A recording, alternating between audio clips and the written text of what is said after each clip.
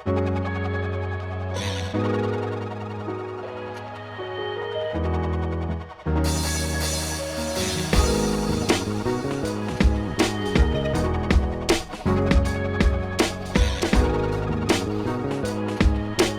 Friends, આજે હું તમારી સાથે ઢોસાની એવી રેસીપી શેર કરીશ કે જેમાં બસ મિક્સ કરો અને ફટાફટ તમારા ઢોસા તૈયાર થઈ જશે. તો દાળ ચોખા પલાળવાની ઝંઝટ વગર આપણે ઢોસાનું બેટર ફક્ત 5 જ મિનિટમાં તૈયાર કરશું.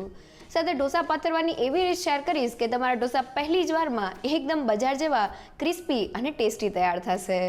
અને બાળકોના ફેવરેટ શેઝવાન ઢોસા પણ આપણે મિનિટોમાં તૈયાર કરશું. તો ચાલો રેસીપી શરૂ કરીએ. ઇન્સ્ટન્ટ ઢોસા માટે સૌથી પહેલાં બેટર બનાવવા મેં અહીંયા રવો લીધેલો છે. તો અહીંયા બેટરમાં આપણે આ રીતના ઝીણા રવાનો ઉપયોગ કરવાનો છે. જો ઘરમાં જાડો રવો હોય તો તેને મિક્સર જારમાં થોડો પીસી લેવો. તો વાટકીના માપથી 3 વાટકી જેટલો રવો મિક્સિંગ બાઉલમાં એડ કરી દઈએ. સાથે તે જ વાટકીના માપથી મેં 1 વાટકી જેટલો ચણાનો લોટ લીધેલો છે. હવે સ્વાદ પ્રમાણે મીઠું અને ઢોસાનો કલર એકદમ સરસ આવે તેના માટે 1 ચમચી જેટલી ખાંડ એડ કરી દઈએ અને બધી જ વસ્તુને મિક્સ કરી લઈએ. તો બંને લોટ એકદમ સારી રીતે મિક્સ થઈ ગયા છે.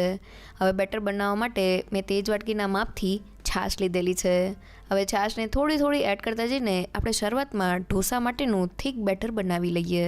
તો ઢોસાનું બેટર બનાવતી વખતે આપણે એક સાથે વધુ પડતી છાશ એડ નથી કરી દેવાની, નહીં તો લોટના ગાંઠા પડી જશે. તો તમે જોઈ શકો છો કે મેં બેટરને તૈયાર કરી લીધેલું છે. તૈયાર થયેલા બેટરની કન્સિસ્ટન્સી આ રીતના પડે તેવી થીક રાખેલી છે. અત્યારે આપણે બેટરને પતલું નથી કરી દેવાનું. આ રીતનું બેટર તૈયાર કરવામાં મારે 3 કપ જેટલી છાશની જરૂર પડેલી છે. હવે બેટરને ઢાંકીને 15 થી 20 મિનિટ માટેનો રેસ્ટ આપી દઈએ, જેથી રવો એકદમ સારી રીતે ફૂલી જાય. તો ઢોસાના બેટરમાં રવો એક ક્રિસ્પીનેસ આપે છે, જ્યારે બેસન બાઇન્ડિંગ અને સ્વાદ આપે છે.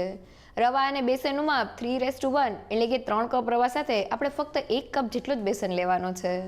સાથે ઇન્સ્ટન્ટ ઢોસાના બેટરમાં આપણે ખટાશ આપવા માટે મેં અહીંયા ખાટી છાશનો ઉપયોગ કરેલો છે. તમે તેની જગ્યાએ દહીંનો ઉપયોગ પણ કરી શકો છો. દહીંનું માપ જેટલો તમે રવો લેતા હોય તેનાથી તમારે અડધું લેવાનું છે. સાથે શરૂઆતમાં આપણે ઢોસાનું બેટર થીક રાખવાનું છે, કારણ કે બેટર આપણે રવા સાથે બનાવેલું છે. એટલે બેટર થીક હશે એટલે રવો એકદમ સારી રીતે ફૂલી જશે અને પછી આપણે બેટરમાં પાણી એડ કરીને તેને એડજસ્ટ કરી લેશું. અને હવે ઢોસાના બેટરને જોઈએ તો રવો છાશને એબ્ઝોર્બ કરીને એકદમ સારી રીતે ફૂલી ગયો છે.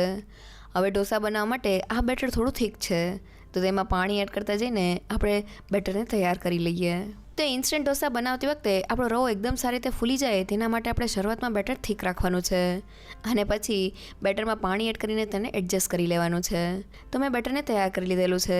તૈયાર થયેલા બેટરની કન્સિસ્ટન્સી તમને બતાવું તો તે આ રીતના મીડિયમ થીક અને ચમચામાંથી રિબનની જેમ પડે છે, જે ઢોસા બનાવવા માટે એકદમ પરફેક્ટ છે. આ રીતનું બેટર તૈયાર કરવામાં મારે 1 કપ જેટલા પાણીની જરૂર પડેલી છે. હવે આપણા ઢોસા જાળીદાર તૈયાર થાય તેના માટે મેં અડધી ચમચી જેટલો બેકિંગ સોડા એટલે કે ખાવાનો સોડા લીધેલો છે. હવે સોડા બેટરમાં મિક્સ થઈ જાય તેના માટે તેની ઉપર થોડું પાણી એડ કરી દઈએ અને તેને સારી રીતે મિક્સ કરી લઈએ. તો બધી જ વસ્તુ મિક્સ થઈ ગઈ છે અને તમે જોઈ શકો છો કે આ રીતનું ફ્રોથી બેટર તૈયાર થઈ ગયું છે. તો આપણું ઢોસાનું બેટર તૈયાર થઈ ગયું છે. એકવાર રવો ફૂલી જાય એટલે આપણે બેટરમાં પાણી એડ કરીને બેટરની કન્સિસ્ટન્સી ચમચામાંથી રિબનની જેમ પડે તેવી રાખવાની છે. અહીંયા આપણે બેટરને મીડિયમ થીક જ રાખવાનું છે. જો આપણે બેટરને વધુ પડતું થીક રાખી દેશું તો આપણે ઢોસા ક્રિસ્પી તૈયાર નહીં થાય. સાથે જો આપણે બેટરમાં વધુ પડતું પાણી એડ કરી દેશું તો જ્યારે આપણે ઢોસા પાથરશું ત્યારે ઢોસા ફાટી જશે. એટલે બેટરની કન્સિસ્ટન્સી મીડિયમ થીક રાખશો તો તે પરફેક્ટ જ તૈયાર થશે. સાથે ઢોસાને આપણે ઇન્સ્ટન્ટલી બનાવીએ છીએ એટલે બેટરમાં આથો નથી આવેલો, એટલે ઢોસા જાળીદાર બને તેના માટે મેં અહીંયા ફક્ત 1 પિંચ જેટલો બેકિંગ સોડા એટલે કે ખાવાનો સોડા એડ કરેલો છે. તૈયાર થયેલા બેટર સાથે ઢોસાને બનાવી લઈએ. તો મેં અહીંયા હાઈ ગેસની ફ્લેમ પર તવાને ગરમ કરી લીધેલો છે. શરૂઆતમાં આપણે તવાને એકદમ સારી રીતે ગરમ કરી લેવાનો છે. હવે ગરમ તવા ઉપર થોડું પાણી સ્પ્રિંકલ કરી લઈએ. સાથે ગેસની ફ્લેમ મીડિયમ કરી દઈએ અને હવે તેને કપડાથી લૂઈ લઈએ. હવે ઢોસાના બેટરમાંથી 2 ચમચા જેટલું બેટર તવા ઉપર એડ કરી દઈએ. હવે ચમચાને અંદરથી બહારની બાજુ ફેરવતા જઈને ઢોસાને પાથરી લઈએ. તો મેં ઢોસાને એકદમ સારી રીતે પાથરી લીધેલો છે. ઢોસાની ઉપરનું બેટર આ રીતના ડ્રાય થાય એટલે તેની ઉપર 1 ચમચી જેટલું તેલ એડ કરી દઈએ. હવે આપણે આ ઢોસાને ક્રિસ્પી પેપર તૈયાર કરવાનો છે, એટલે તવીથાની મદદથી વધારાના બેટરને કાઢી લઈએ. તો અહીં આપણે વધારાના બેટરને ઢોસો થોડો કૂક થઈ જાય પછી જ કાઢવાનો છે. જો આપણે શરૂઆતમાં તેને કાઢશું તો ઢોસો ફાટી જશે. તો મેં બેટરને કાઢી લીધેલું છે. હવે ઢોસાનો સ્વાદ એકદમ વધારવા માટે મેં અહીંયા થોડું બટર લીધેલું છે. તેને ઢોસા ઉપર આ રીતના ઘસી લઈએ. થોડું બટર એડ કરવાથી ઢોસો સ્વાદમાં એકદમ ટેસ્ટી લાગે છે. અને હવે મીડિયમ ગેસની ફ્લેમ પર ઢોસાને કૂક કરી લઈએ. તો ઢોસાને કૂક કરતી વખતે આપણે તવાને આ રીતના થોડો ફેરવતા જવાનો છે, જેથી તે બધી જ બાજુથી એકદમ સરસ ક્રિસ્પી તૈયાર થાય. તો લગભગ 2 થી 3 મિનિટ જેવું થઈ ગયું છે અને આપણો ઢોસો એકદમ સારી રીતે ક્રિસ્પી તૈયાર થઈ ગયો છે. તો હવે તેને તવીથાની મદદથી તવાથી અલગ કરી લઈએ અને આ રીતના ફોલ્ડ કરી લઈએ. તો આપણો ક્રિસ્પી પેપર ઢોસો તૈયાર થઈ ગયો છે. તૈયાર થયેલા ઢોસાને સાંભાર અને ચટણી સાથે સર્વ કરી લઈએ. અને હવે ઢોસાને હાથમાં લઈને બતાવું તો તમે જોઈ શકો છો કે એકદમ ક્રિસ્પી બજાર જેવો પેપર ઢોસો તૈયાર થઈ ગયો છે. એકવાર જરૂરથી ટ્રાય કરજો. તો આપણો એકદમ ક્રિસ્પી પેપર ઢોસો તૈયાર થઈ ગયો છે. બસ ઢોસાને પાથરતી વખતે એટલી વાતનું ધ્યાન રાખવાનું છે કે તવાનું ટેમ્પરેચર ડાઉન રાખવાનું છે. જો તવો એકદમ ગરમ હશે તો આપણે ઢોસાને બરાબર પાથરી નહીં શકીએ. અને એકવાર ઢોસો પથરાઈ જાય એટલે જો તમારે તેમાંથી ક્રિસ્પી પેપર ઢોસો તૈયાર કરવો હોય તો ઉપરથી વધારાનું થોડું બટરને કાઢી લેવું. તેનાથી ઢોસો એકદમ ક્રિસ્પી તૈયાર થશે. અને હવે બીજો ઢોસો બનાવવા માટે ગરમ તવા ઉપર ફરી પાછું થોડું પાણી એડ કરીને તેના ટેમ્પરેચરને ડાઉન કરી દઈએ. હવે તેને કપડાથી લૂઈ લઈએ અને હવે ઢોસાના બેટરમાંથી 2 ચમચા જેટલું બેટર તવા ઉપર એડ કરી દઈએ. અને હવે ચમચાને અંદરથી બહારની બાજુ ફેરવતા જઈને ઢોસાને પાથરી લઈએ.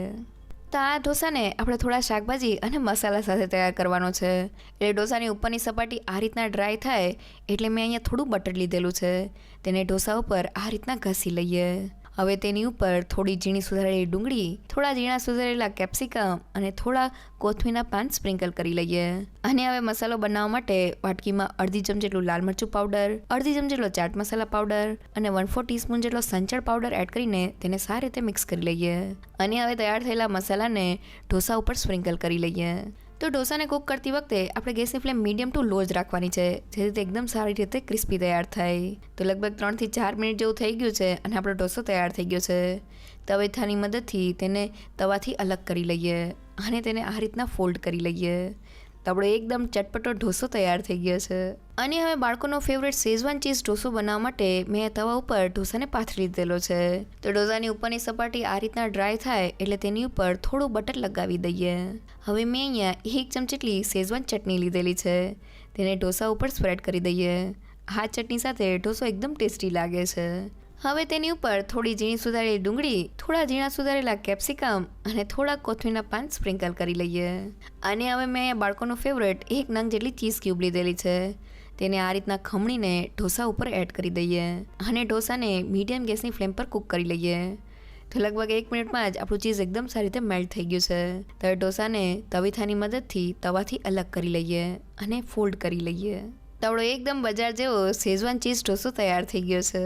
તો થોડા શાકભાજી અને મસાલા સાથે આપણા ઢોસા તૈયાર થઈ ગયા છે.